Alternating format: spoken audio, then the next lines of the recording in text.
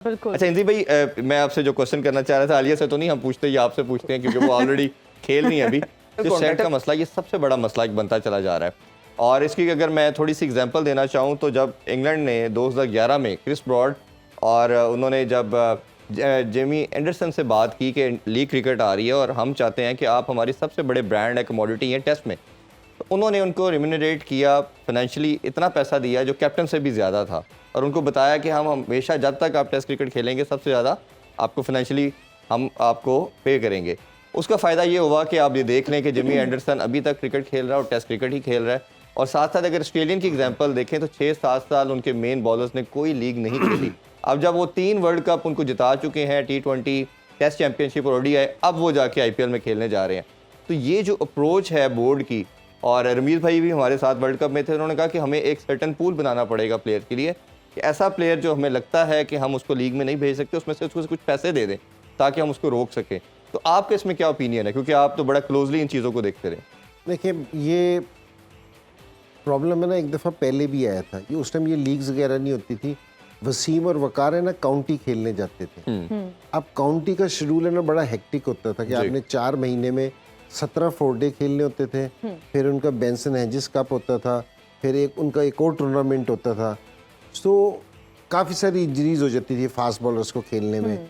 तो उस टाइम भी ये वाली बात हुई थी कि बोर्ड से कि जी वसीम और वकार ने ये वाली डिमांड की थी, अगर आप हमारे कॉन्ट्रैक्ट के हाफ पैसे हमें दे देंगे तो हम काउंटी क्रिकेट नहीं खेलेंगे। तो बोर्ड उस टाइम भी एग्री नहीं हुआ था इस चीज़ पे। और अगर आप ये तवक्को अब इस टाइम कर रहे हैं कि जी बोर्ड इस टाइम एग्री कर जाएगा इस चीज़ से, तो अगर कर जाए तो बहुत अच्छी बात है। अच्छाई की उम्मीद सारे टाइम रखनी चाहिए। और देखिए, दूसरी चीज़ जो रमीज़ भाई बात कह रहे थे ना, वो बिल्कुल सही कह रहे थे।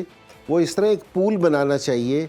कुछ हमारे लड़कों को है ना ज़रूरत है कि जाके वो मुख्तलिफ लीग्स खेलें, ठीक है ना, ताकि उनको सीखने का मौका मिले।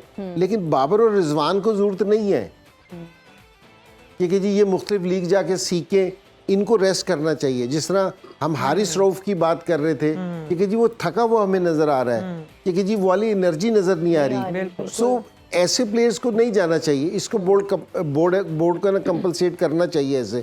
लेकिन कुछ हमारे यंगस्टर्स हैं, जिस तरह मैं कहूँ साइम अयूब है, या अभी ये राफे खेल रहा है, या कोई दूसरे हैं, इनको ज़रूर भेजना चाहिए। हमें इस चीज़ का कंपटीशन आपस में नहीं डालना चाहिए कि जी उसको इजाज़त दे दी और मुझे नहीं दी।